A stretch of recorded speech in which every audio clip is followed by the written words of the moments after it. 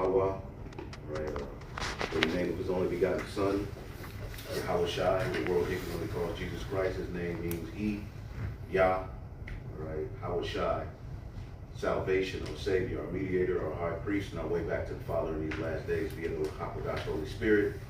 Back again with another class today. We wanted to deal with a particular doctrine that has been in Israel. You know, even the Apostle Tahar said that goes back to when he first started learning he was an Israelite. So this goes back to the 80s and even beyond, dealing with the so-called white race, the man who rules this current beast system, being the seed of Japhet.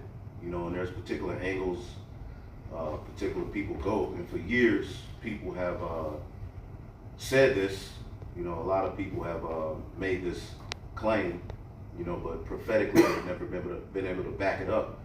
They go to some history and they go to DNA and this and that. And like the Elder Yatazak says, they run out of precepts. But here recently, with this guy, Ronald Dalton and others, he's not the only one.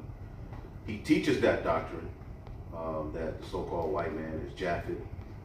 But now they've opened another can of worms with the proclamation that America is Babylon the Great. Okay, so if you believe that America is Babylon the Great, which is true, all right, and you also teach that the so-called white man who rules Babylon the Great is Japhet, then that's a great deal of confusion and it's off. So that's what we're going to deal with, Lord willing, disprove, as the scriptures say. We're here to cast down imaginations and strongholds and things that exalt themselves up against the knowledge of the Yahweh Bashem Shah. Because if we're at the end of this age, if we're getting ready to get the kingdom, according to the Holy Scriptures, what nation of people would be in rulership before we got that kingdom? All right, that's why we're going to go to 2nd Esdras 6, and then we'll start at 7. Did anybody have anything? I find it interesting that the name Japhet is only mentioned in the scriptures 12 times. Yup, I was just looking at that. So I mean, but that's Esau. Like, Right. He's not even, again, as I always say, when you get Psalms, the 83rd chapter, when it speaks of the nations that are, you know, in cahoots to cut off the name of Israel, it's not one Japhetic nation mentioned, but then you have Esau and Amalek mentioned. Okay? And who within this captivity has been a thorn in our side more than any other nation? So-called white man. Mm-hmm. And when we go into the scriptures, we don't find a long war between the Japhetic people and the Israelites. Right. Okay, again, the Medes, who ruled alongside with the Persians, they were Japhetic, all right? But pretty much outside of that, and even within that captivity, it wasn't as brutal as the captivity under these Edomites, okay? But anyway, let's go ahead and get 2nd Esdras 6 and 7, and then whatever precepts that flow, you know, ultimately, hopefully, your brothers and sisters are edified. Go ahead. 2nd Esdras chapter 6, verse 7. Then answered I and said, what shall be the parting asunder of the times?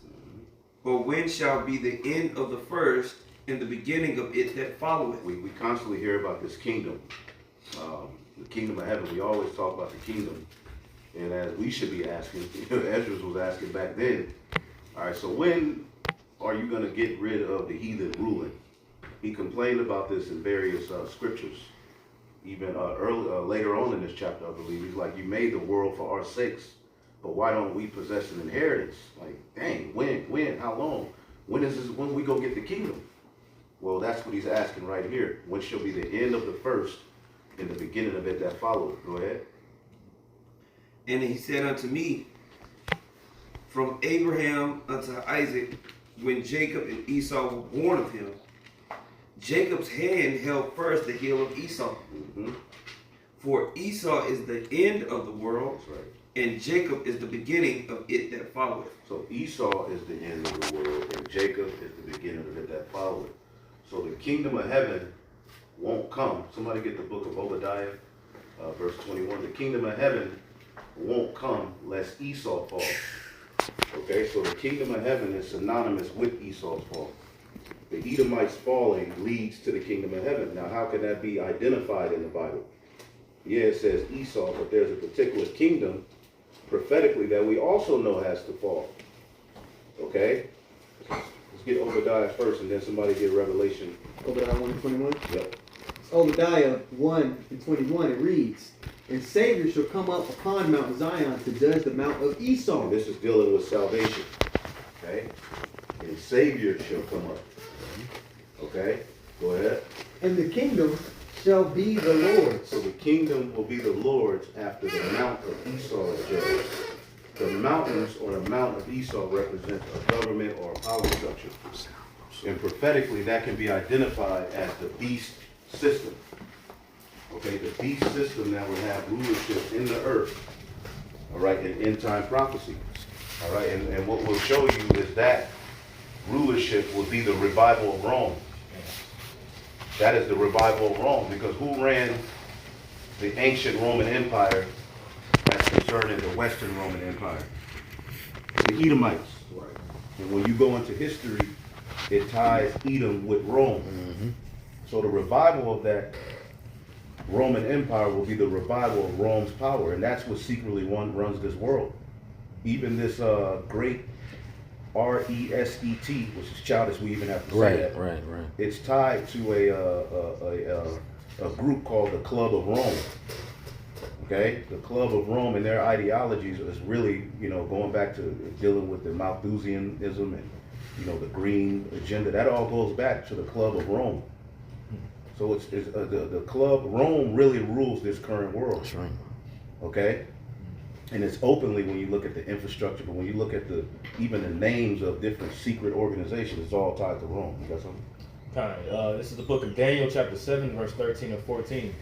I saw in the night visions, and behold, one like the Son of Man came with the clouds of heaven. Now, what did now when you read up, okay, as a matter of fact, you have to start up. This is Daniel, chapter 7. Now, when you deal with Daniel, the 7th chapter, this is dealing with the world empires that would be in rulership up into the kingdom. Like, you literally be able to identify and track the captivity of the Israelites via this chapter. So the Israelites were going to these various captivities. It starts with the Assyrian Babylonian Empire, then it goes to the Persians, the Medo-Persian Empire, and then you have the Greeks, and you have the fourth beast, which is the Romans. But Daniel gives you the understanding of the little horn, which is the revival of Rome. Now, these aren't just beasts. Nations of people run these beasts. All right, and what we're telling you is that Japeth, they ran the Medes, okay, but they didn't have anything to do with that fourth beast. All right? I'm gonna read verse 8 and verse 9, and I'm gonna jump back. Daniel chapter 7, verse 8, I considered the horns, and behold, there came up among them another little horn. That little horn is Babylon the Great, the revival of Rome. It's dealing with the fourth beast. And even the scholars, so-called scholars, know that the fourth beast is Rome. But in prophecy, that fourth beast, okay, would raise up. Somebody get Malachi real quick, too. I got it. Yep, read that, Bucket Shot, real quick. Malachi 1 and 2. It says, I have loved you, saith the Lord, yet ye say, wherein hast thou loved us? Was not Esau Jacob's brother, saith the Lord? Yet I loved Jacob, and I hated Esau, and laid his mountains and his heritage waste for the dragons of the wilderness. Whereas Edom said, we are impoverished, but we will return and build the desolate places. Edom says we are impoverished, but we will return and build the desolate places. Now, there's many times historically that Edom, kind of fell and was in a desolate state. All right, but the more notable one is at the time of what? When the Western Roman Empire fell. Renaissance. And they rebuild. Yep. But look at that word rebuild. Read that again and then look at that word rebuild. I'm in Malachi 1 and 4 for anybody that can grab it. Whereas Edom said, we are impoverished, but we will return and build the desolate places.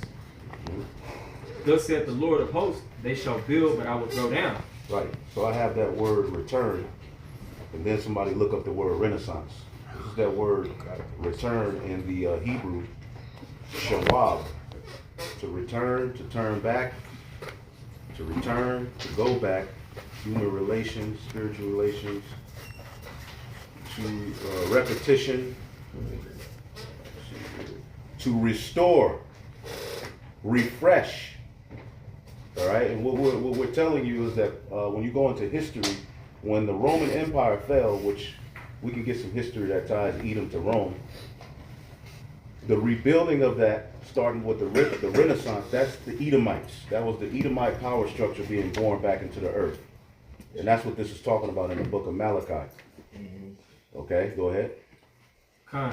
Back in the book of Malachi 1:4, whereas Edom said, we are impoverished, but we will return and build the desolate places.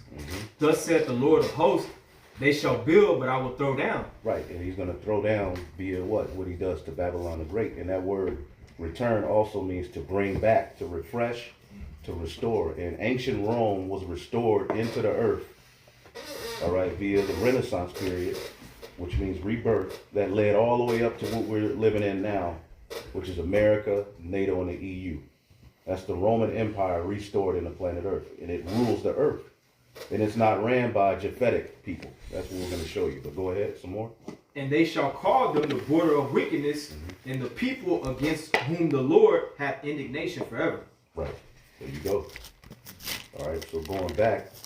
I got that word Renaissance too. You can read that word Renaissance. It's in the Britannica here. It says, in the French, rebirth, period in European civilization immediately following the Middle Ages, and conventionally held to have been characterized by a surge of interest in classical scholarship and values.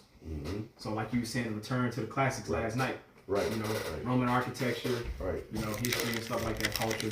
That's what the scriptures talk about, the image of the beast. What beast? Rome. The image of the beast is living through this very system. And what we're going to show you today is that beast system is ran by the Edomites prophetically. Japhet has nothing to do with it. Now, where were we? Daniel 7. Yeah, we can get that, and then we'll get Revelation 18. All right. This is Daniel chapter 7, verse 8. It says, I considered the horns, and behold, there came up among them another little horn, before whom there were 3 of the first horns plucked up by the roots. The Spanish, the French, and the British had to fall, and out of the British came Babylon the Great, okay, America, which has led to this. And that is an extension of the Renaissance. Britain itself, the Spanish itself, the French itself, all of that is an extension of the Renaissance. That's all of those top signs, is they were just forwarding Edomite thought process. That's all they were doing. The pseudoscience that rules the earth today goes back to the ancient Roman Empire. Yep, and the Greeks too. The Greeks too. Yep, because the Greeks were Edomite. This, you know, we talk about how this is the Roman Empire rebirth, and it also it's the Greco-Roman Empire rebirth. Because there's remnants of Greek culture within this system we live in today as well. Yep, right. All right, it's just that Rome was where they got the height of their power in most of their territory. Yep. See? Right. And we have records of their legislation that was passed in order to forward their thought, i.e. Hellenization. Hellenization, right. And that's what they're trying to do all over again with this NWO. They're trying to establish their name, their image in the earth above Yahweh Bashim Yahushai. Okay, and again, nowhere in the scriptures can you find that Japhet would do these things. Right. It's always Esau. Okay, and there's nowhere he can go at this point. And with this argument that Japhet is the so-called white man, now you openly declaring that Babylon is America, you threw a wild hook, all right, on a very good technical boxer. Yep. And you're gonna get countered. You can't come throwing that shit when you get in the ring with men who understand the Bible. It doesn't make sense. So now we smiling and hey, we're gonna capitalize off of your mistakes. So let's get keep going. It says, I got a couple of historical things too. One, If you want, you hit can ride. look at your hit right now. You talking about Rome? Yep, go ahead. okay, it says, and behold, in this horn were eyes like the eyes of a man, and a mouth speaking great things. And that's basically they parade themselves as if they're God, but they're mere mortals. They're men. You know, they're science. They're what they boast in. You know, they act as if they're the Most High, and they speak great things against the Most High. That's if we see that now. You look at this NWO. What is it based upon? High level pride and rebellion against the Most High, saying that we are going to dominate the Heavenly Father's creation through artificial intelligence, which is artificial wisdom. Right, synthetic. Yeah, that's that mouth speaking great things. We're living in this prophecy right now. Go ahead. Right, verse 9, it says, I beheld till the thrones were cast down. Right, so this shows you that before the Lord returns, this is going to be the system ruling. Right. And it's the revival of Rome. When the thrones are cast down, Rome will be ruling. That's why somebody get Isaiah 63. Rome will be ruling, Esau will be ruling when Yahushua returns. Okay, not Japhet. Japhet will be somewhere chilling, healing up from the beatdown the Edomites gave them when they colonized their ass. Japhet is nowhere to be found. Japhet is quiet in prophecy. Go ahead. I want to get that word cast down real quick. That word cast down in the Hebrew is ramah. And that word cast down here says replaced or set, to be cast or to throw, but to pretty much be to be set. Right, and the thrones represents the rulership of the heathen. And again, we just read Esau is the end of the world, and Jacob is the beginning of it that follows. So we're reading here, and you link all of these things. Esau would have to rule this beast system we're reading about, that will be intact before the Lord set judgment. Go ahead. It says, I beheld till the thrones were cast down, and the Ancient of Days did sit, whose garment was white as snow, and the hair of his head like the pure wool. So the Lord makes his decision while Esau's ruling. Okay, go ahead. His throne was like a fiery flame, and his wheels as burning fire. So he's going to send them chariots, all right, are going to go before him, and he's going to send his only begotten son back. That's what this is showing. Go ahead. I'm going to jump down to verse 13. It says, I saw in the night visions, and behold, one like the Son of Man came with the clouds of heaven, and came to the Ancient of Days, and they brought him near before him. And there was given him dominion and glory and a kingdom, that all people, nations, and languages should serve him. His dominion is an everlasting dominion. So that kingdom comes through who? Esau falling. Right. So here it is. You got a guy like Ronald Dalton saying, well, Babylon the Great is America. We're getting ready to get the kingdom. But then he wants to link the people ruling this kingdom to Japhet. That's making sense. It doesn't make sense. Last leg of the Roman Empire. The last leg of the Roman Empire will be ran by Esau. Exactly. Again, Esau is the end of the world. And I believe he believes in the Apocrypha. Okay? Go ahead. Yep, it says, in languages, it says, his dominion is an everlasting dominion which shall not pass away, and his kingdom that which shall not be destroyed. Right, and reading Obadiah verse 21 again, it says, and Savior shall come up to judge the mount of Esau, and the kingdom shall be Yahweh's. So again, the kingdom, if we're getting ready to get the kingdom, Japhet ain't ruling. Right. Esau would have to be ruling. So like the judge. This is why Esau is comfortable with that documentary being put out there. You see? Because let's say we had a documentary on everything we talking about right now, Esau would sweep that under the rug if a nigga like Anthony Davis retweeted it. Yeah. It wouldn't be a big deal. He would sweep that under the rug. Okay? Because it doesn't, that documentary that Dalton did, though it has some truth and it's good people are talking, it's a lot of confusion within that. Because what he's teaching is that the so-called white people are Esau, but then the Ish people with the small hats, they're a mixture of Esau and the seed of Horites. So the Horites who are Hamites and the Edomites mixed and created a new seed, and that's the Ish people. Which that doesn't make any sense. Not even biblical. You can't mix the seed anyway. Right. But anyway, yeah, you are what your father is, and prophetically the nation of Edom would be here in the earth.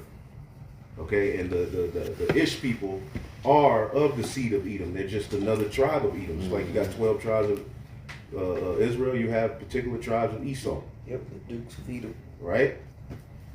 Go ahead. Now, where we at? I have this because if Rome is going to come back and rule again, the question is who ruled Rome? And it's a simple Google search.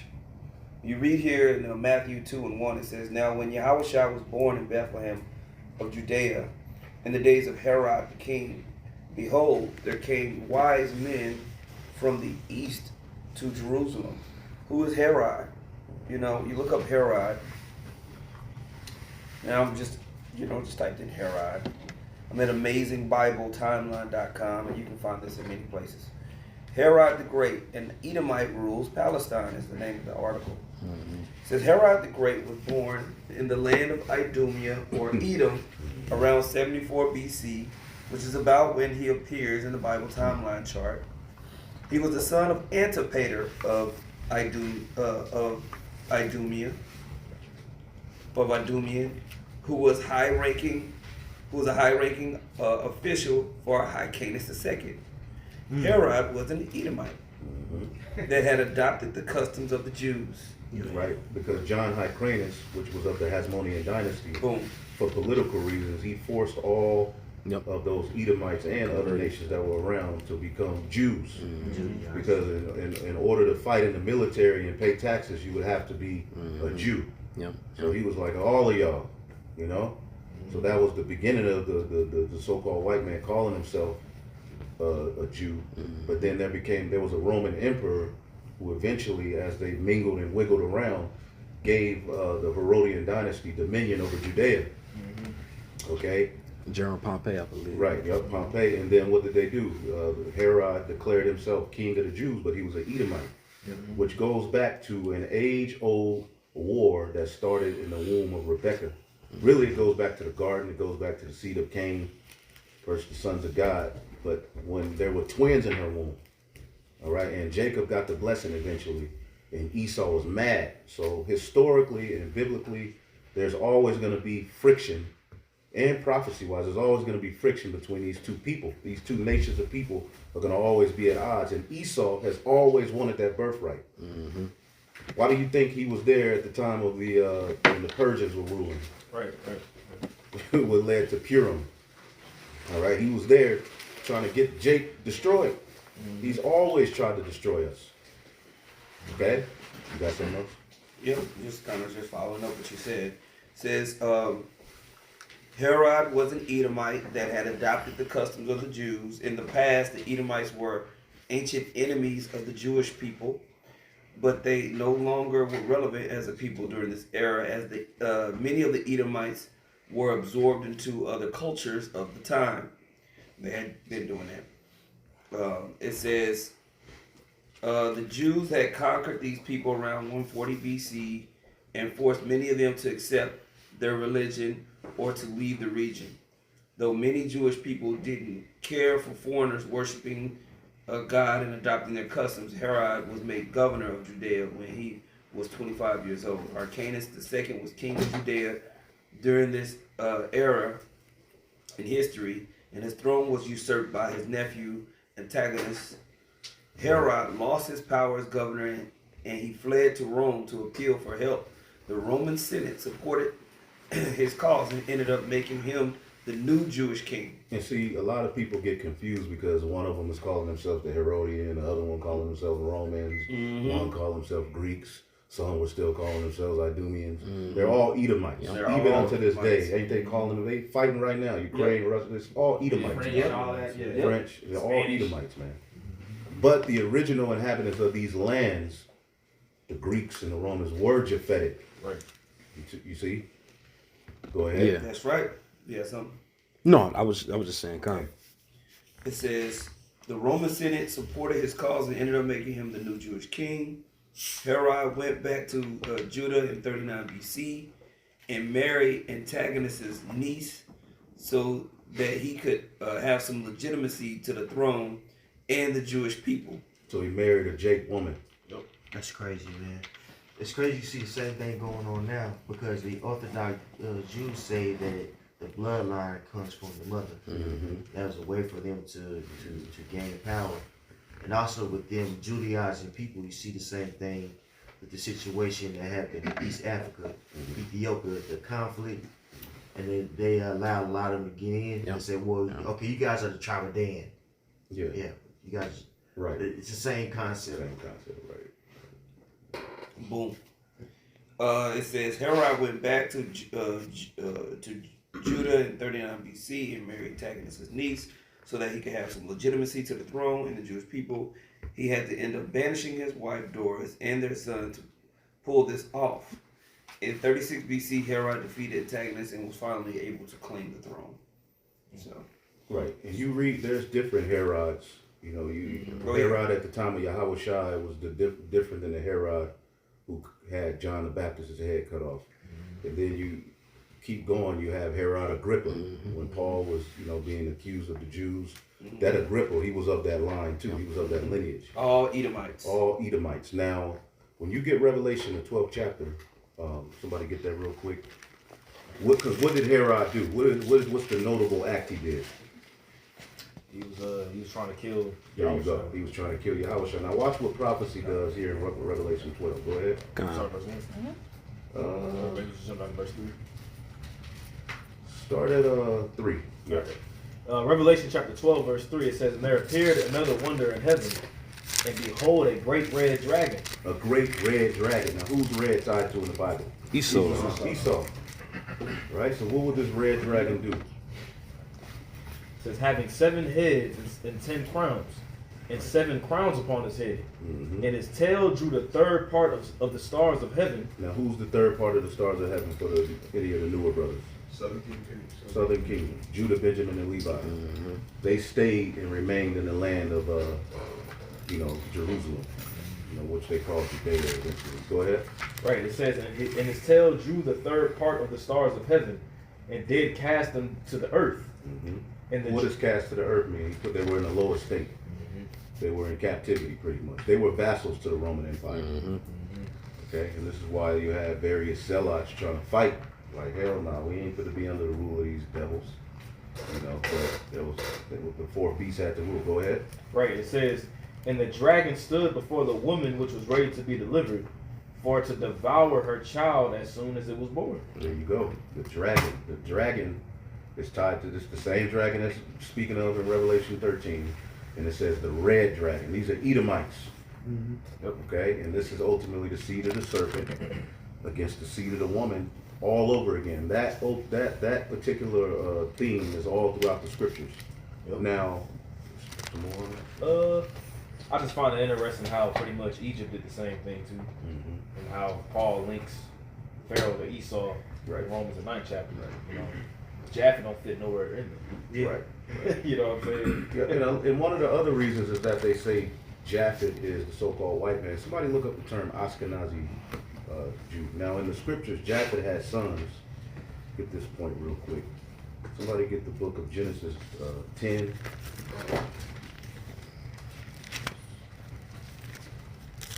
Where it goes into the sons of Japhet. Genesis. 10 and Verse 2. start verse 2. Start at 2. Genesis 10 and 2. The sons of Japhet, Gomer and Magog and Madai Right. and Javan and Again, Tubal. these are Japhetic lands. Even when we go to Ezekiel 38, who does it say? Gog and Magog. All right, but who is in that land actively doing these deeds? In this time, it's the Edomites. All right, but go ahead. It says, and Javan and Tubal and Meshach and Tiras, and then verse 3, the sons of Gomer. And the sons of Gomer, Ashkenaz, because you just mentioned him. Ashkenaz, right. Ashkenaz is one of them. That's one of the sons of Japhet, right? Now today you have a group of people calling themselves Ashkenazi Jew. Now my question is, are they claiming to be the seed of Japhet? No. Why do they call themselves Ashkenazi Jew? Because they are saying we are Jews and our fathers were in this land. They're calling this land by its ancient name, which they say Germany, but when you look it up, it's like French, the area of Turkey. But read about Ashkenazi. Right. I just went to Wikipedia to make it simple. Ashkenazi Jews, also known as Ashkenatic Jews or Ashkenazism, or Jewish diaspora population who are coalesced in the Holy Roman Empire around the end of the first millennium. Their traditional diaspora language is Yiddish. Okay? Which is a mixture of German and a bunch of other stuff. It says a West Germanic language with Jewish linguistic elements, including the Hebrew alphabet, which developed during the Middle Ages after they moved from Germany and France into Northern Europe and Eastern Europe. Right, so they're not proclaiming to be the seed of Japhet. They're saying we're of the seed of Jacob, actually. Yeah. But our fathers stem from the land of Ashkenaz. That's all they're saying. Yep. And they were the ones that were funding a lot of the hate that came against the Scottish. They was the ones who funded a lot of taking down Charles the First after King James had went down and stuff like that. They was all up in there, and so they was always creating political rifts everywhere throughout Europe. Mm-hmm. Okay. Yeah. You tied mean to it. like scattered fire? Yeah, fire scattered. Mm-hmm. Yeah. Yeah, and if I may, we even have that concept in the scriptures in numerous times where there's particular people that live in a land and they might call themselves after that land because of that land. Case in point, Padanaram. You know, Abraham and, you know, their forefather, you know, they was in that region. And when you read about it in the scriptures, they'll be called Syrian. Syria, right? But they weren't of the line of Aram, but the reason why is because that landmass that they was located at. Right, right. So they're not claiming, because Ashkenazi Jew doesn't make sense. How could you be Japhetic Shemitic? Right, exactly. It doesn't That make makes sense. Yeah. So just because they call themselves the Ashkenazi Jews does not mean that they're the seed of Japhet. Nor are they even claiming to be the seed of Man, Japhet. that's Right. a heavy point. It crosses each other out. It's Mhm. Oscar that, yeah. They're trying to do the same thing now. Yeah. With the concept of what the Jews are, what Jews and Horites also. It's a Japhetic and Horite or something like that. Who that? You saying Well, that, Ronald Dalton says Yeah. that the Ish people are actually a mixture between the Horites and the That would Esau make and sense. Horites. Esau and Because Horites he's- mixed and made a new. Yeah, yeah. He's getting that because Tim, the wife of Eliphaz, was a Horite, Yeah. and that's why he's saying that. But it doesn't go back to the line of the woman at the end of the day. It's the line of the father, which Eliphaz was the Edomite. Right. So that Ashkenazi Jew point is obsolete. I mean, we could get deeper into it, but they're not claiming to be of the seed of Jacob. Right, right. They're claiming to be of the seed of Abraham, Isaac, and Jacob, which they're the seed of Abraham, Isaac, and Esau. They're not claiming to be the seed of Japhet. That's not their claim. They're just saying they're calling Ashkenaz by its ancient landmass.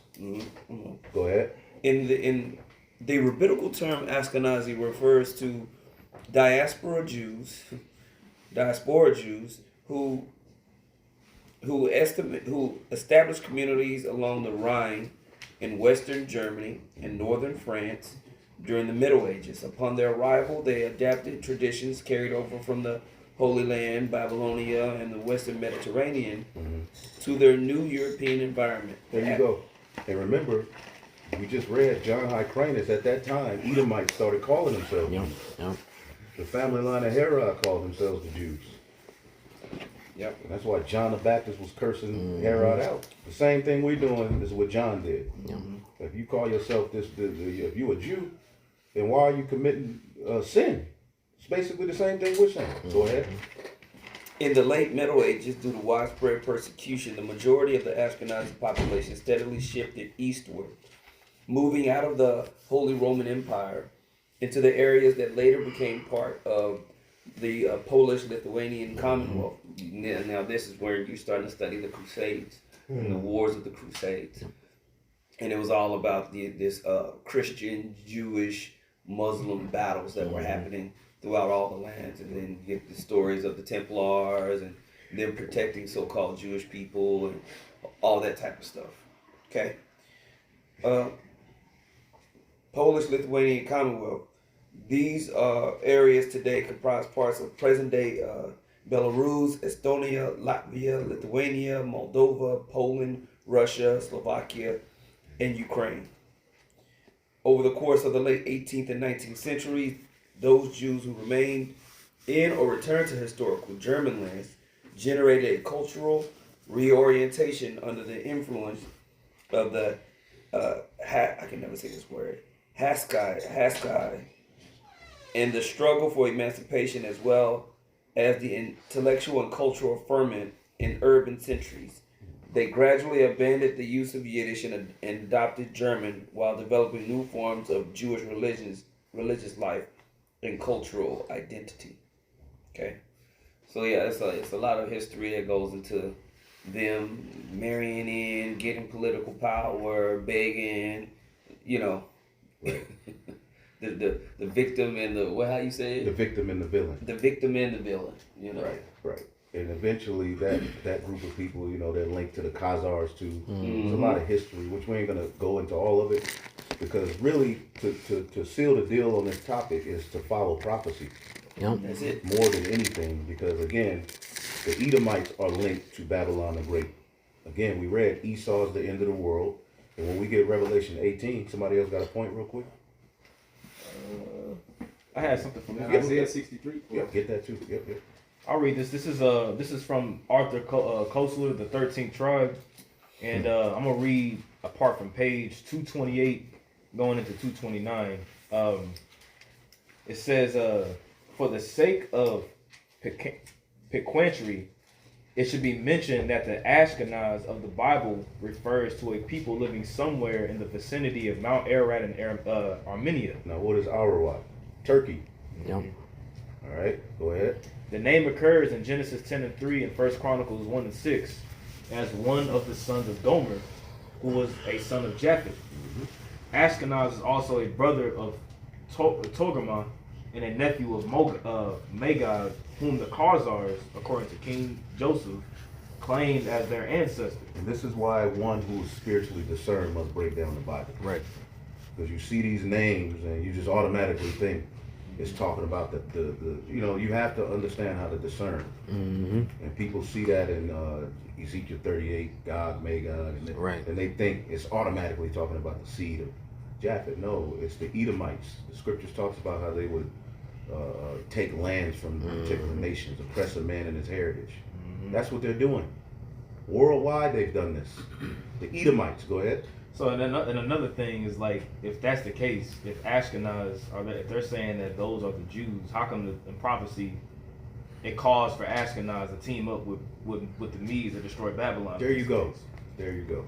You know what I'm saying? That would offset the whole idea of them being the people. You know what I'm saying? It says, for Ashkenaz is also named in here it is. That's the spirit. For Ashkenaz is also named in Jeremiah 51, where the prophet calls his people and their allies to rise and destroy Babylon. To come up against Babylon. That's what they do. Said. I'm gonna jump down and read this last little part. Actually, no. That's a point. That's it. All right. Now, anybody Vert- else got something? No, I was gonna say you want verse 2 in Revelation 18. Just find a good spot. Okay. Find a good spot. Because when you get Revelation, the 18th chapter is dealing with the fall of Babylon. This is a power structure that will be ruling in the earth. Okay, and we can tie it to everything we've been reading. We read about the revival of the fourth beast in Daniel the 7th chapter, which is the revival of Rome. All right, go ahead. I just wanted to make a real quick point because we were talking about basically how Esau has moved around, changed his name, he's marrying into families, he's mixing, to get political game, to create legitimacy of his bloodline. You know? And so when you go to Genesis, the 27th chapter, it talks about the blessing between Jacob and Esau, right? So you skip down, and I'm going to read quickly to get to the point. What verse you at? I'm at verse 37. This is very important. Okay. To this blessing. Go on. Genesis 27 and 37 says, And Isaac answered and said unto Esau, Behold, I have made him thy Lord, talking about Jacob. Salakia. I have made him thy Lord, and all his brethren have I given to him for servants. You got to think Esau and Jacob were blessed with the fatness of the earth, meaning they will both have world rulership. No other nation is promised a world rulership. But the difference between Jacob's is that the Lord told Jacob, you're going to be Lord over your brethren. You know? So, go ahead. And with corn and wine have I sustained him.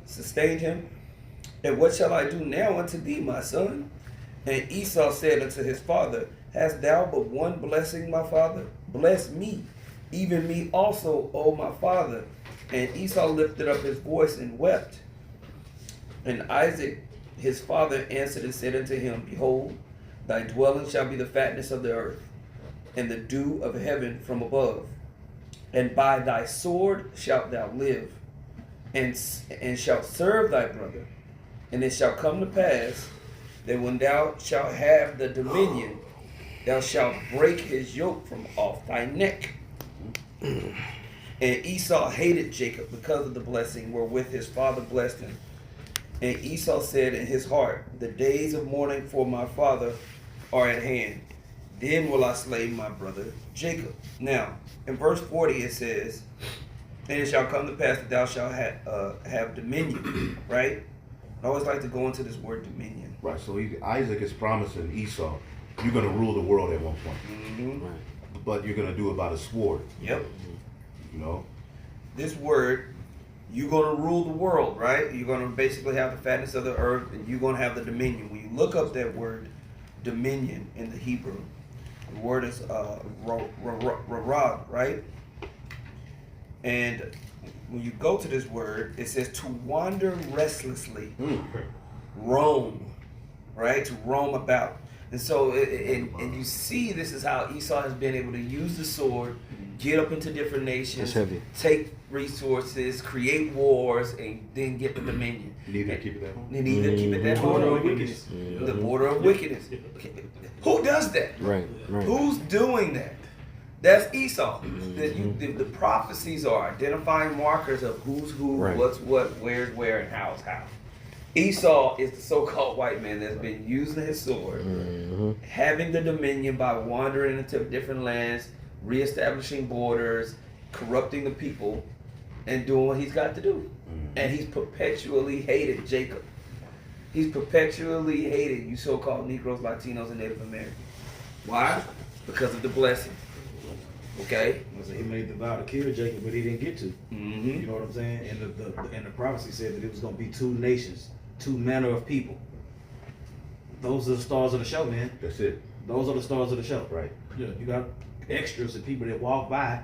But yeah, I would say 12 times in the scriptures versus all the precepts going in to Edom being the end. Yep. Yeah, come on now. And it's like, okay, so when was this prophecy fulfilled? When did Esau get world rulership? Right now. Man. Yeah, look, bro, check this out, bro. It's a beast system. I'm down in the Brown Driver Briggs lexicon in this, right? And this is Strong's H7300. Reward, wander restlessly, roam, go to and fro, right? Run upon, invade, attack. That's That's it. what Cain would do. Vagabond. He'd be a fugitive wandering. Yeah. Vagabond. Okay. Attacking everybody. Figuratively, to corrupt. That's it. That's him, bro. So restless. Well, in Revelation 20, when it talks about Satan being loosed out of his prison, which is the revival of Rome, the Renaissance, what did they do? They went throughout the four corners, spreading lies, lying to all the nations, which is going to lead to World War III. Yeah, Satan ain't directly linked to Japeth either. Satan is You know what I'm linked saying? to Esau. Yeah. All right, the biblical Edomites. When you read, you got some more. Somebody get Second Thessalonians chapter 2 and 8. Boom. Can I get one? Yep. Revelations 13 and 11. And I beheld another beast coming up out of the earth, and he had two horns like a lamb, and he spake as a dragon. Right, and this is speaking of America. When you go to, we read Daniel the 7th chapter, that little horn. This is that little horn. This is the revival of Rome, and through this system, that charagma will be issued through this beast system. All right, go ahead. And he exercised all the power of the first beast before him. Who's the first beast? Rome. But remember, the beast had a deadly wound, but the deadly wound was healed. And America is the completion of that wound being healed, along with NATO and the EU. They have world rulership through this system that rules now. This is Isaac's blessing to Esau being played out. We're living in it. And Yahushua is going to return to take that very blessing away from him and set up Jacob's blessing. That's right. Japhet has nothing to do with that process. I want to say Japhet ain't even mentioned after First Chronicles. Right. So Esau's not threatened by that doctrine. This is why which is working against him anyway, but this is why he wants that documentary in the air. Well, he's not scared. Because really Esau, either he set the dude up or either Esau is just on the back foot and just trying to figure out what to do or how to do it or to try to demonize this truth. But ultimately, he's making a big mess. Yeah. He in wing fest mode. Right, and people, the elect are going to come to the truth either way. So the Lord knew them niggas just had a little star power, Kanye and Kyrie and this guy. And it's helping our cause. Because the elect, everybody's talking, but the elect are the ones that's going to really get to the truth. Go ahead. That's right. And he exercises all the power of the first beast before him, and causes the earth and them which dwell therein to worship the first beast. Right, the first beast. Now somebody type in Edom, Rome. Just look up Edom, Rome. We don't have to get too deep in it, but when you go into history, Esau or Edom is tied to Rome. So the first beast, that this particular beast that's coming up out of the earth, the power he exercised and the authority he exercised is tied to Esau as well, because it's ancient Rome being reborn into the earth. Yeah. And how does America exercise the power of Rome? You got a Senate. Okay, you have Roman numerals, the Planets. The Constitution, or something is based upon ancient Roman law. It's a bunch of everything. The Colosseum, everything that we see today links us back to ancient Rome. Capitoline Hill. The Capitol building. Yep. Whose deadly wound was healed. Damn. Read that again, Bubba. Okay. I'll read it through. And he exercises all the power of the first beast before him, and causes the earth and them which dwell therein to worship the first beast, whose deadly wound was healed. Whose deadly wound was healed. You might have to go to DuckDuckGo to get better information. Well, I actually got a page pulled up, something tied to Edom, Rome. My man, go ahead. And they This- got a book they selling on Amazon Yeah, I called see The Roman Edom, Rome, the hidden identity of the man of sin. Right, Con. right. Well, this book right here is called The Roman Empire, the Empire of the Edomite. And this page right here is it's in the 10th page, and it really just quantifies everything that's been said so far. But it says, so long as the Israelites enjoyed a great and formidable empire in Canaan, but after that the powerful republic of the 12 tribes had been destroyed by the Assyrians and the Babylonians.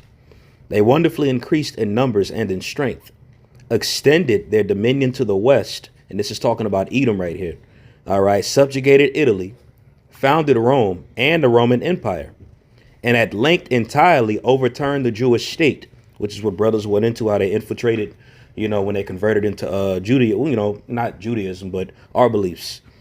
When you continue, it says, the second temple being destroyed by Titus Vespasian, and professing the religion of, says Jesus Christ, which they were the first of all nations to embrace, they hold Jacob in captivity till the Messiah ben David, or Yahweh Shai, shall appear. So yeah, that's another thing. Prophetically, the final captivity of the Israelites, which we'll get to that in a minute, will be by the Edomites. Go ahead. It says the rabbins further assert, and this book was made in 1854, so this is a while ago. It says the rabbins further assert that the prophecies of the prophets against Esau, Edom, and the cities of Edom have as yet received but a small accomplishment, which is going into, back in Rome, but it's saying that's only a small piece of their fulfillment of Genesis, the 27th chapter. It says, and have yet received but a small accomplishment, but that they will obtain their full fulfillment in the punishment and destruction of Rome Christian. They designate the eternal city impious Rome. They denominate their empire the impious kingdom, or kingdom of impiety, and they believe that the son of David will not come until the impious kingdom shall have been extended over the whole world. And that's going into Rome being an impious kingdom. So what it's saying is pretty much Yahweh Shai is not going to come back until Esau's influence is spread throughout the whole known world, which backs up Revelation 12, what we just went into, and Revelation 13. Salaki Ahmed said Revelation 13. And that's why you have a lot of contemporary rabbis that call this place over here the land of Edom or Babylon the Great. So they know that Esau is supposed to be ruling. Right. You have a war between a class of Edomites. You have there's some Edomites who say that they're the Jacob, and then they call the Amalekites Esau, but they track they asses great. Like they give good information. Yeah, like if you study like the British Israelites, Yep. and then you go and start studying what they believe, they really track Esau, and big time. They did that for us. Yep. We used to go through their information. It was like, damn. You know, they would track all the kings of Esau, where they would get, how they got like Turkey, became the Ottoman Turks, ruled the Ottoman Turks, became the Khazars and everything like that. So they tracked it very well.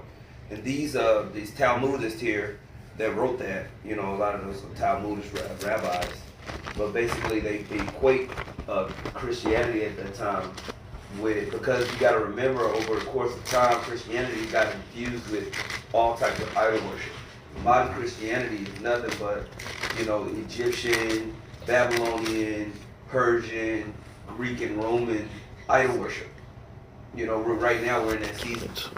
Okay, and so they were like, man, this is Rome. This is nothing but Edomite Rome. You know what I mean? And so, you know, they were right about it. And then I'm like looking at an article right now that's basically saying, you know, according to Jewish historians, Romulus, the founder of Rome, was of the line of Esau. You know, the story of Romulus and Remus, the myth of how Rome began or whatever, you know. To a soothsayer or something, yeah. Yeah. And they're saying basically it was two Edomite brothers fighting over who was going to rule, you know.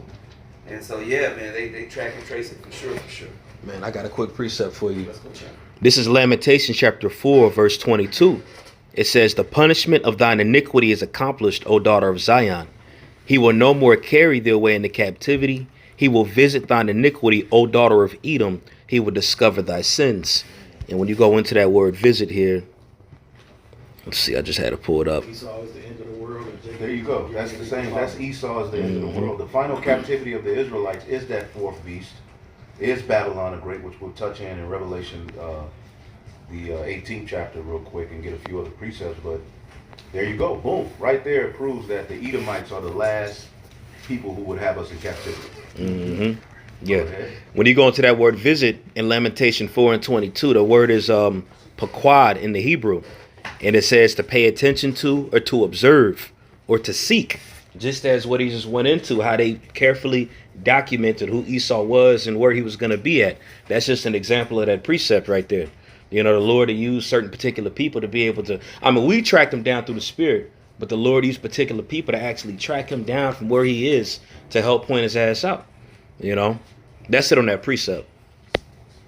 So like it just to add to the priest's point there, he said that that word visit goes into Pakad. Well, that also links it to Babylon in Jeremiah the 50th chapter. Merathiam and Pekad, which Pekad means visitation. So Heavy. That's heavy. That's right. Get that. Yeah, straight up. That's heavy. And then we got that 2 Thessalonians. Yeah. We got Jeremiah. We'll get Revelation. Get a few of Jeremiah, and then we'll close it out. Jeremiah 50 and 21. It says, "Go up against the land of Merathiam, even against it, and against the inhabitants of Pekad." Now, Merathiam is, you said you at verse 21? Okay. Yep, Merathiam, which Mar or Marah goes into bitter. And America, Amargo, it means bitter. Straight up. So pretty much Jeremiah is talking about America, literally. Yeah, Amargo is where you get Mar is bitter. Nightmare, Mar, bitter. Right. Amargo is bitter. And right here, Merathiam, the root of that word is going to be what? Mar. Bitter. Yeah. Okay, go ahead. It says, even against it, and against the inhabitants of Pekad, waste and utterly destroy after them, saith the Lord, and do according to all that I have commanded thee. There you go. And Merathiam is double rebellion. All right. And we know that this is that double rebellion. When we go to the root word, bitterness, mar, bitterness. So America has this particular. So Jeremiah was specifically describing here. Because when we're reading Jeremiah the 50th chapter, we have to understand that this was a letter, and we're going to get a scripture out of this chapter. This was a letter that Jeremiah wrote to the captives at Babylon to assure them that they would be delivered. But when you read the letter, it ain't talking about getting out of ancient Babylon. It's talking about this. So that letter is really up to us right now. Okay? Now, let's go to, anybody got something else? Go ahead. This is Psalm 137, verse 7. It says, "Remember, O Yahweh, the children of Edom." We'll get that in just a minute. We'll get that one after. Let's get 2 Thessalonians. You want verse 7? Yeah. Okay. This is 2 Thessalonians chapter 2 and verse 7. It says, "For the mystery of iniquity doeth already work." Now, Paul said the mystery of iniquity doth already work. What was the mystery of iniquity at that time? The Herodian dynasty. Right. Yep. Yep. Trying to work themselves up in there to get control of Jerusalem and do what they've always wanted to do. Set up their pseudo blessing. Go ahead. It says, "For the mystery of iniquity doeth already work. Only he who now letteth will let, until he be taken out of the way." So the Lord allowed these devils to do everything that they're doing. Okay, the power to do what he's doing was given unto them by the Lord. Go ahead. Verse And 8. he's going to do it until he's taken out of the way. Go ahead. "And then shall that wicked be revealed." And then shall that wicked be revealed. Now, the beautiful thing about this wicked is when you read up in this chapter, jump to verse 3. Okay, and then read through 4. Con. 2 Thessalonians 2 and 3. "Let no man deceive you by any means, for that day shall not come, except there come a falling away first. 70 AD, Esau kicked us out of Jerusalem. Go ahead.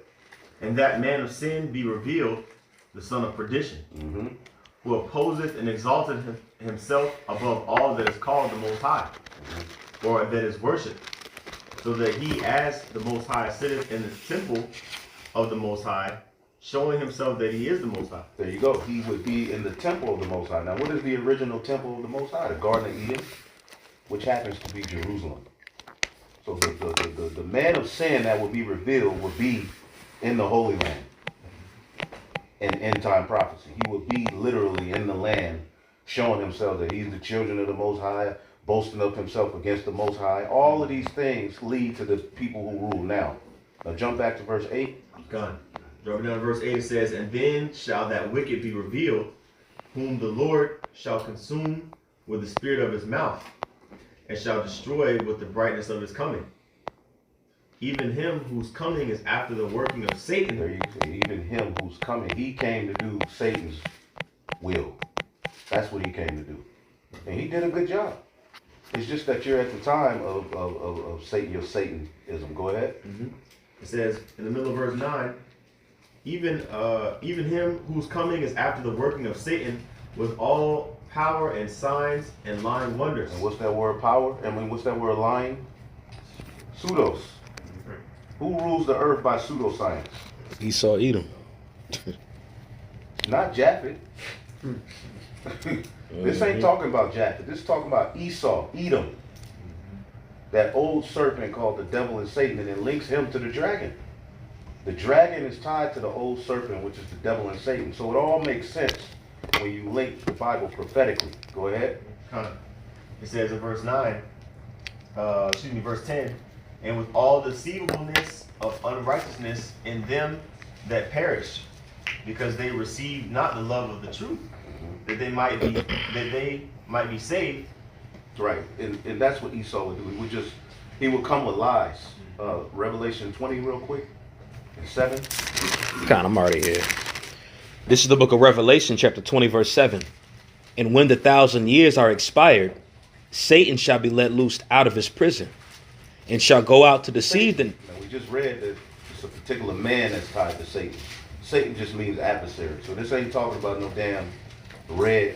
He's swole, he red, and he just in a cage somewhere, and then he jumps out, put on some Converse, and just goes to get out of jail. Like when Jake get out of jail, he go find his ex-girlfriend. Nah, this ain't talking about that.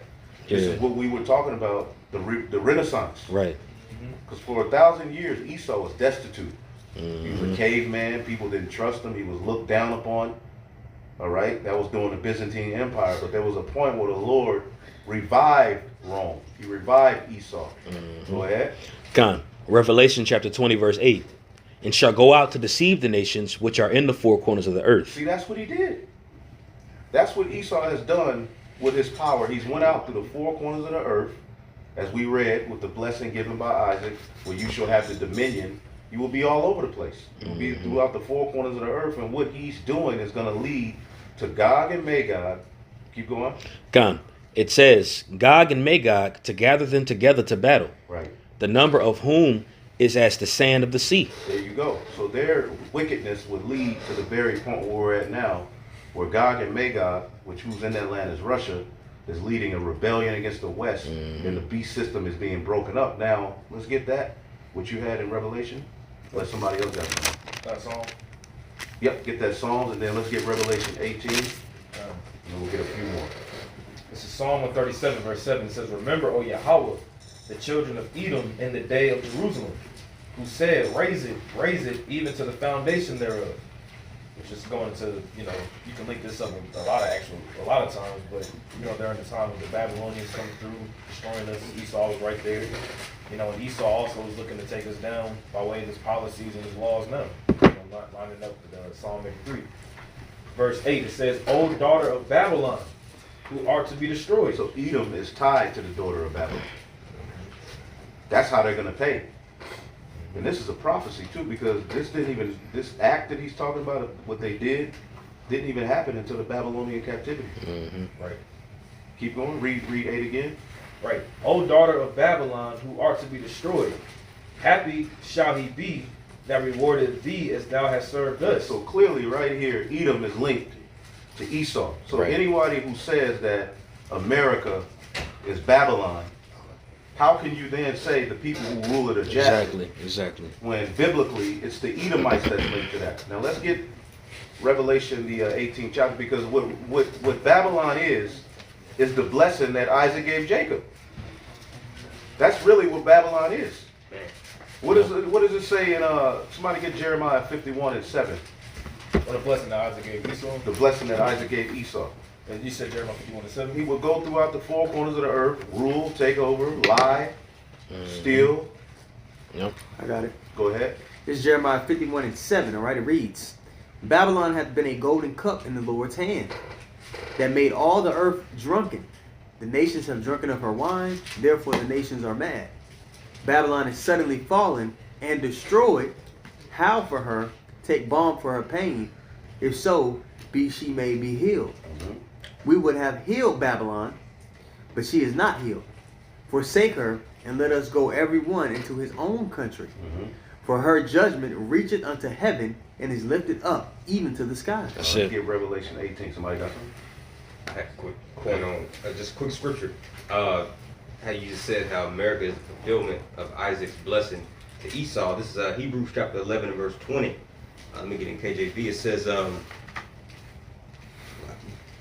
It says, by faith Isaac blessed Jacob and Esau concerning things to come. That's it. Which is prophecy. And when you read the last verse in Hebrews 11 and verse 40 in the NLT, it says, for the Most High had something better in mind for us, so that they would not reach perfection without us. Talking about these times. That's right. So that this is as the Quran was just going into, how this is the fulfillment. America's the fulfillment of the blessing that Isaac gave Esau. That's it. That's it. Babylon. It says her sins have reached up into the heavens. So let's go to Revelation 18. We'll get a few other points to close out. Revelation 18 started a good point, but Might as well start from the top. But yeah, start from the top. Come. This is Revelation chapter 18, verse 1. And after these things I saw another angel come down from heaven, having great power, and the earth was lightened with his glory.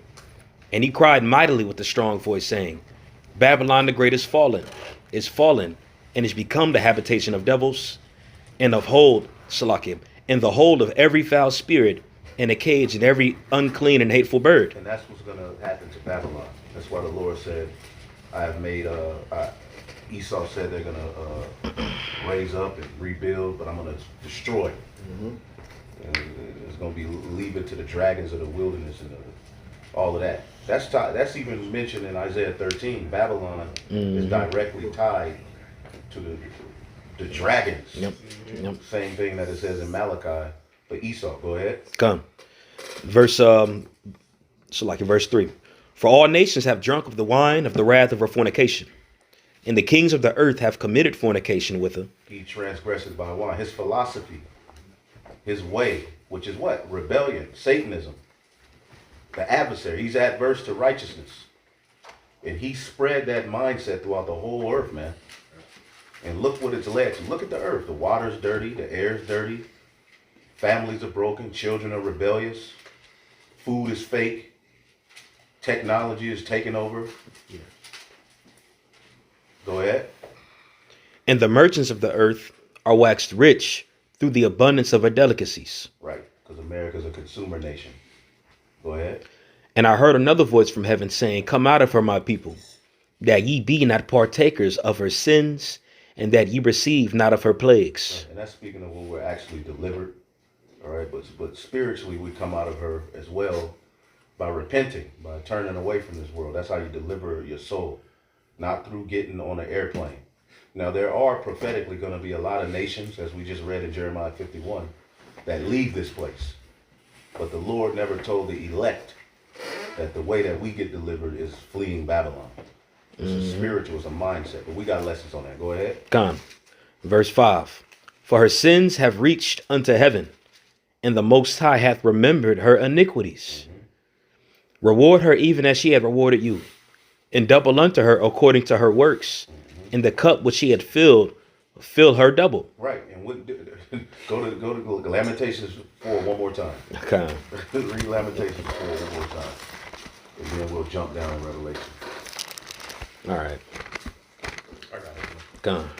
This is Lamentation chapter 4, verse 21. It says, Rejoice and be glad, O daughter of Edom, that dwellest in the land of Uz. The cup also shall pass through unto thee. The cup is going to pass through unto you. Which the cup is what? Hard times, hell, captivity. Go ahead. Right. It says, Thou shalt be drunken and shalt make thyself naked. The punishment of thine iniquity is accomplished, O daughter of Zion. He would no more carry thee away into captivity. There you go. Who knew what have us in captivity? He would have us in captivity. And it was going to end. And this Babylon we're reading about is the final captivity of the Israelites. So by default, Esau would run that. He would even be, what, the ruler of the new Egypt as well. Joel 3, go ahead. It says, he will visit thine iniquity, O daughter of Edom. He will discover thy sins. There you go. So let's go back to Revelation 18. And Gone. This is back in the book of Revelation, chapter 18, verse 7. How much she hath glorified herself and lived deliciously. So much torment and sorrow give them. right, so this chapter basically is outlining the destruction of Babylon the Great. Jump to verse 20. Gone. This is Revelation chapter 18, verse 20. Rejoice over her, thou heaven, and ye holy apostles and prophets. That means that we would be captive there. Right? Go ahead. For the Most High hath avenged you on her. Right. Remember, O Lord, the children of Edom. All of these things tie in to Babylon. Go ahead. Verse 21. And a mighty angel took up a stone like a great millstone, and cast it into the sea, saying, Thus with violence shall the great city Babylon be thrown down, and shall be no more at all. Now jump to 19. So Babylon has to fall. Esau is the end of the world. But what's next? Jump to verse 9, Revelation 19. Gone. This is the book of Revelation, chapter 19, verse 1. And after these things I heard a great voice of much people in heaven saying, Hallelujah! Salvation and glory and honor and power There you go. unto the Lord our God. Salvation comes after Babylon falls. Salvation comes after Esau's judged. Right. It all ties hand in hand. Nowhere can we go and link Japeth to Babylon. Go ahead. Con. And if I may, that's you also read it in Revelation, the 12th chapter. It says, For now is salvation come, after the accuser of our brethren is cast down. So he has to be cast down first. And we waiting on Esau to take a position after all this shit Esau did. If Esau, or the so-called white man, is Japhet, that means that we gotta wait for a whole nother nigga to do more than this nasty ass nigga in power right now. Right. You know, and the way prophecy looking, it don't seem like it's gonna go that route. I don't want to do that. You know, hell no. Yeah. This is back in Revelation chapter 19. So after John saw Babylon judged, now he sees this. Right. Read it again. Revelation chapter 19, verse 1. And after these things I heard a great voice of much people in heaven, saying, Alleluia, salvation and glory and honor and power unto the Lord our God. For the true and righteous are his judgments, for he hath judged the great whore, which did corrupt the earth with her fornication. Ooh, it said they corrupt the earth with fornication, and that's that same word for corruption for Esau back that he would have the dominion too. Not the same word, but that word corrupt was in that definition. Gone. And it says, and hath avenged the blood of his servants at her hand. You want me to keep going? Yeah, read that next verse. Okay, verse 3. And again they said, Alleluia, and her smoke rose up forever and ever. There you go. That's the judgment of Babylon the Great. Now somebody get Jeremiah 49 and 17. I'm right here. Speak up to it. Jeremiah 49 and 17. Also Edom shall be a desolation. Edom shall be a desolation. Now what nation in the Bible was tied to being desolate? Edom, Malachi. Babylon. Oh, Babylon. Yeah, Babylon. right. Edom will be ruling over Edom will be ruling Right. at Babylon. So right here it says, Edom shall be a desolation. Go ahead. Everyone that goeth by it shall be astonished, and shall hiss at all the plagues thereof. Right. That direct judgment, I guarantee you, if we look up a precept to that, somebody, whoever got a blue letter, just look up a precept and see if you can link that to, because it said Edom. Read it again. Also Edom shall be a desolation. Everyone that goeth by it shall be astonished, and shall hiss at all the plagues thereof. I believe Isaiah 13 says the same thing, right? You got it? Yeah. Isaiah 13, that's Jeremiah 50 and 40. Jeremiah 50 and 13. Yeah, 50 and 13. That's another one that goes right to it. Right, but what does it say in Isaiah 13? It says Babylon will be desolation. Isaiah 13 and, well, somebody get it. Towards the end, I think towards the end, right? So if you start at 19, it says, Babylon, and the glory of kingdoms, the beauty of the Chaldees' excellence shall be as when God overthrew Sodom and Gomorrah. Read Jeremiah 49 and 17 through 18. Jeremiah 49 and 17. Also Edom shall be a desolation. Everyone that goeth by it shall be astonished, and shall hiss at all the plagues thereof. Right. Verse 18. As in the overthrow of Sodom and Gomorrah, and the neighbor cities thereof, saith the Lord. No man shall abide there, neither shall a son of man dwell in it. The only place in the Bible that has that judgment is America, Babylon. But it ties it to Esau. Go ahead. I got one for you. Ezekiel 35, verse 6 and 7. Therefore, as I live, saith the Lord Yahweh, I will prepare thee unto blood, and blood shall pursue thee. Since thou hast not hated blood, even blood shall pursue thee. Thus will I make Mount Seir most desolate, and cut off from it him that passeth out, and him that returneth. So it said that he will make Mount Seir most desolate. Point blank period. Right. Couple. Jeremiah 50 and 23. What scripture were you reading? Y'all 49 and 17. right. And you still go to the next chapter, Jeremiah 50 and 23. How is the hammer of the whole earth cut asunder and broken? How has Babylon become a desolation among the nations? But it linked it to Edom. Boom, previous chapter. That's right. Go ahead. Jeremiah 51 and 29. And the land shall tremble in sorrow, for every purpose of the Lord shall be performed against Babylon, to make the land of Babylon a desolation without an inhabitant. So, boom. Boom. Esau is tied to the same judgment as Babylon because Esau would rule Babylon. Just like Egypt had, it was a power structure, it was a rulership, but the Egyptians ruled it. It was a nation of people who ruled Egypt. It's a nation of people who rule the modern day Egypt. And who was that? The Edomites. Somebody get Joel, the 3rd chapter, the I last had it verse. earlier. I just had So it. somebody else got something right now? Where you at? Isaiah 34. Yep. Isaiah 34 and I'm starting verse 5. For my sword shall be bathed in heaven. Behold, it shall come down upon Idumea, and upon the people of my curse to judgment. The sword of the Lord is filled with blood. It is made fat with fatness, and the blood of the lambs and goats, with the fat of the kidneys of the rams. For the Lord had a sacrifice in Basra, and a great slaughter in the land of Idumea. Let's see, we jumped into verse 8. For it is the day of the Lord's vengeance. So this is future prophecy. This ain't happened yet. Right. Right. Go ahead. For it is the day of the Lord's vengeance, and the year of the recompense for the controversy of Zion. The Lord is pissed off at what happened to his people. Go ahead. And the streams thereof shall be turned into pitch, and the dust thereof into brimstone, and the land thereof shall become burning pitch. It shall not be quenched night nor day. The smoke thereof shall go forever. From generation to generation it shall lie waste. It's Babylon. It's talking about Babylon, but then it's Esau at the same time. Right. Right. You know, we keep reading down, it's going to link right up with the Revelation 18 we read in the beginning. Japhet is at the picnic. Japhet ain't got nothing to do Japhet with it. Japhet is chilling. Warrior dance. Right. Lion fishing. Looking crazy. Go ahead. None shall pass through it forever and ever. Woo! But the cormorant and the bittern shall possess it. The owl also and the raven shall dwell in it. That lines up with Isaiah 13 as well. Right. And those devils, the inhabit of devils in Revelation 18. It's the same thing. Same thing. You And he see? shall stretch out upon it the line of confusion and the stones of emptiness. Through. Out of there. Jump down to verse 14. The wild beasts of the desert shall also meet with the wild beasts of the island, and the satyr shall cry to his fellow, and the screech owl also shall rest there, and find herself a place of rest. That's pretty much the point. That's all Revelation 18 chapter. Yep, and then links to Isaiah 13 and 21 through 22.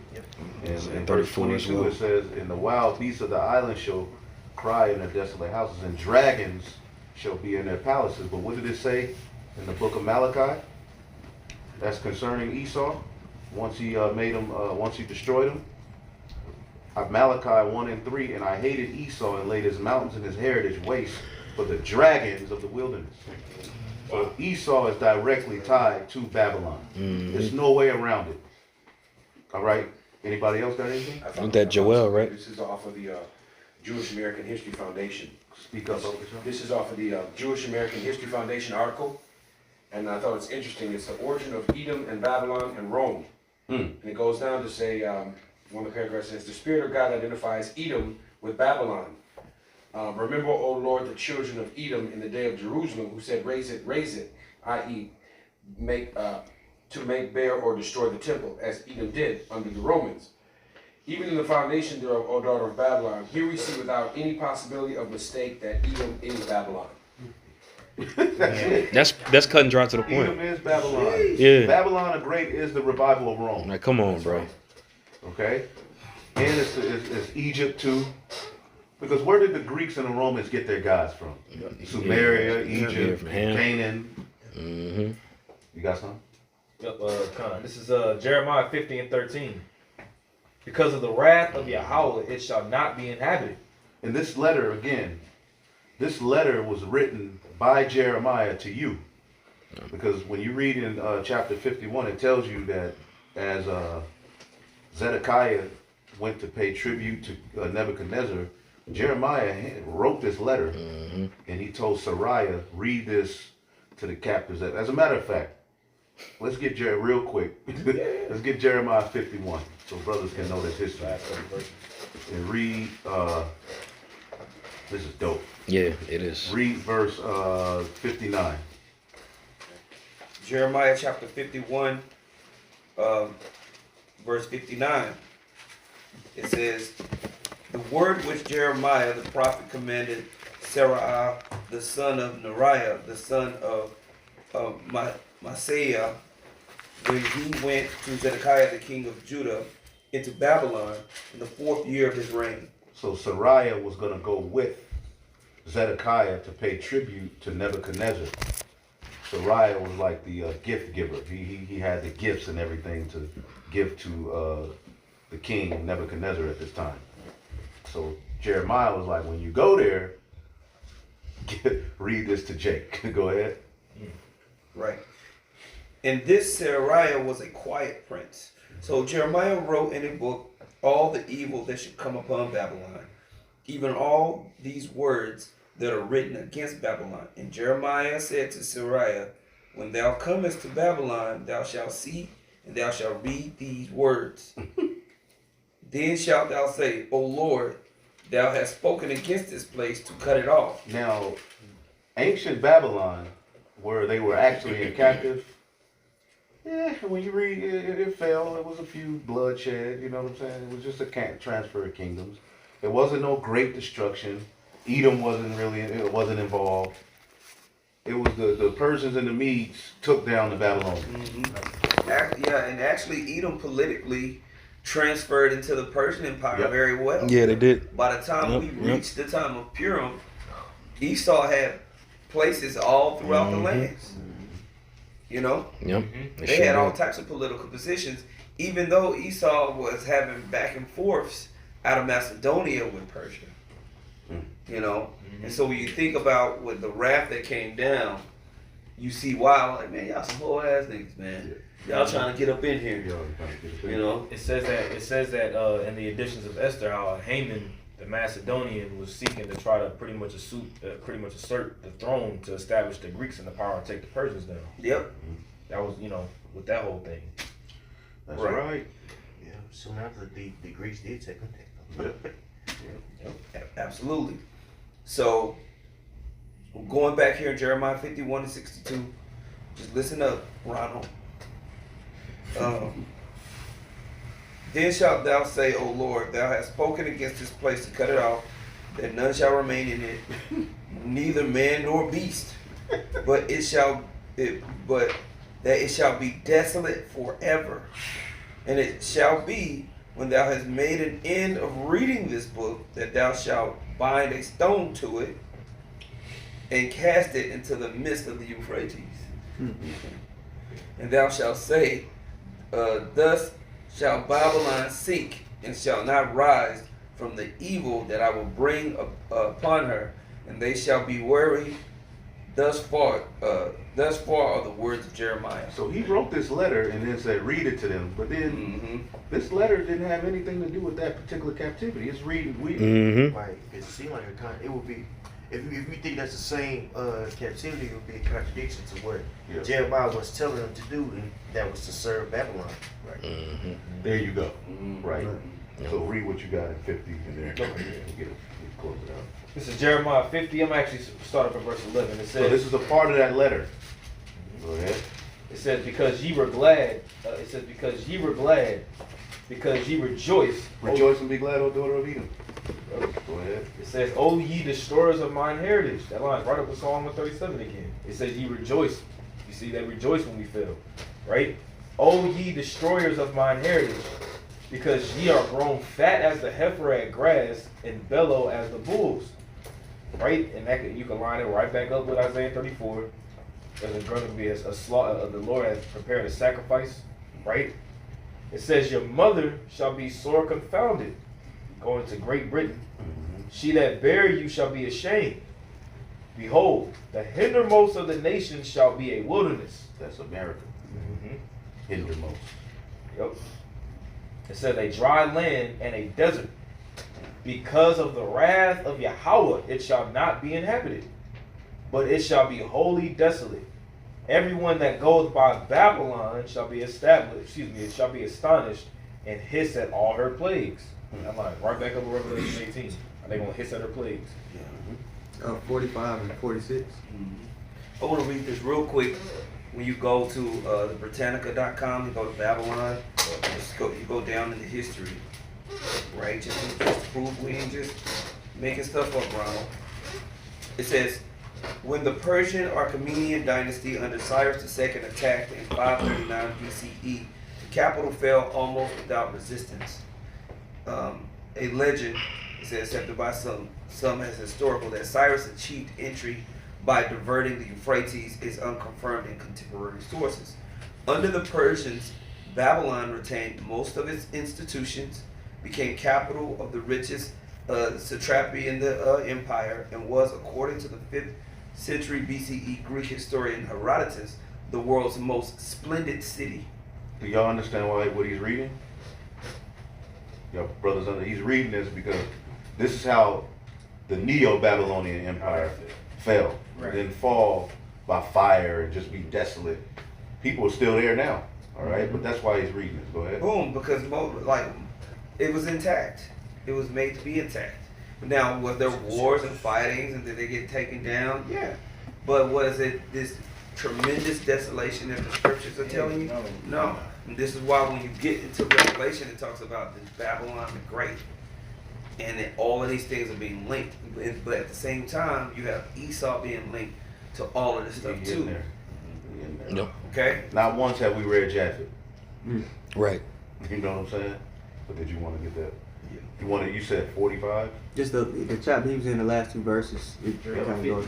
Jeremiah 50 and 45, and then we'll get Joel 3, and then we can pretty much anybody else and close it out. Jeremiah 50 and 45, therefore hear ye the counsel of Yahweh, that he hath spoken against Babylon, and his purposes that he hath proposed against the land of the Chaldeans. Which, who were the Chaldeans? The witches and warlocks of the Neo-Babylonian Empire. Now you have that same system here through the left-hand banking families and the witches and warlocks that go here. Yep. It says, surely the least of the flock shall draw them out. And that's the small hats. When it's all said and done, the small hats are going to do something that's going to draw America to have to defend them, and Russia's going to be involved, and it's going to be crazy. That's what's coming. It says, surely the least of the flock shall draw them out. Surely he shall make their habitation desolate with them. At the noise of the taking of Babylon is the earth moved, and the cry is heard among the nations. That's never happened. Yeah. Again, like the elder just read, when you can get the history he read in Daniel the 5th chapter. Yep. Daniel the 5th chapter just tells you your kingdom is going to be transferred to the Persians and the Medes. That ain't how ancient Babylon fell. This is speaking of a new Babylon. Now let's get Joel Chapter 19. chapter 3. I mean, I'm going to say verse 19. Because this chapter is dealing with how the Lord is going to gather the nations for war. Mm-hmm. You know, the brawl for it all, Armageddon. But how does it end? How does all of this great judgment end in Joel 3? Go ahead. This is Joel chapter 3, verse 19. Egypt shall be a desolation. Because Babylon is also the modern day Egypt, right? Because it's a captivity for the Israelites. So Egypt shall be a desolation. Go ahead. Egypt shall be a desolation, and Edom shall be a desolate wilderness. For the violence against the children of Judah, because they have shed innocent blood in their land. But Judah shall dwell forever, and Jerusalem from generation to generation. There you go. Esau is the end of the world, and Jacob is the beginning of it that follows. So again, if you believe that this is Babylon, but at the same time you're saying the so-called white man who rules this Babylon is Japhet, you are confused.